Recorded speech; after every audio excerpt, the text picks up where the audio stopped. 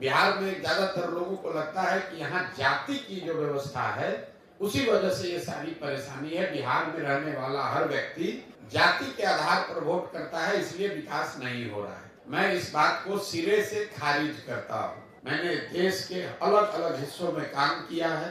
जाति समाज की एक बड़ी सच्चाई है, बिहार में भी एक बड़ा मुद्दा है। और जैसे दूसरे राज्यों में जाति की भूमिका चुनाव में, राजनीति में है, वैसे बिहार में भी है। ऐसा नहीं है कि उत्तर प्रदेश में, गुजरात में, कर्नाटक, आंध्र प्रदेश में जातियों की भूमिका नहीं है। और ये भी नहीं है कि बिहार में हर चीज जाति पर ही हो रहा है, क्योंकि अगर हर चीज जाति पर ही बिहार में होता तो नरेंद्र मोदी के भाजपा को, नरेंद्र मोदी जी को बिहार में वोट कैसे मिलता। नरेंद्र मोदी के जाति का तो एक आदमी भी बिहार में नहीं रहता है। कई लोगों को लगता है कि सिर्फ जाति के आधार पर ही वोट पड़ता है, तो फिर यहाँ रहने वाले 20% मुसलमान आरजेडी को क्यों वोट दे रहे हैं? वो तो उनकी जाति की पार्टी नहीं है।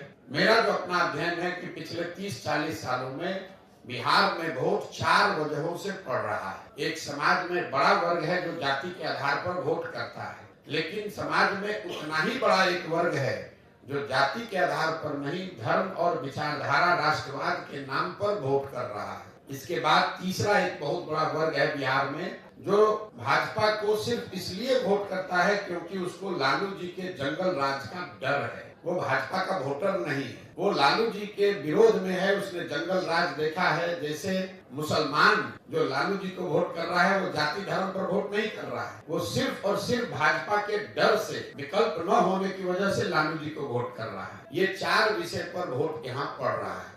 तो मैं इसको एक शब्द में कहता हूँ, राजनीतिक बंधुआ मजदूरी।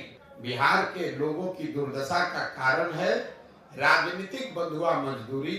या तो आप जात के आधार पर किसी के बंधुआ मजदूर बन गए, या धर्म हिंदू मुसलमान के नाम पर बंधुआ मजदूर बन गए, या लालू जी से डर के आप भाजपा का बंधुआ मजदूरी कर रहे हैं, या भाजपा से डर के लालू जी का बंधुआ मजदूरी कर रहे हैं।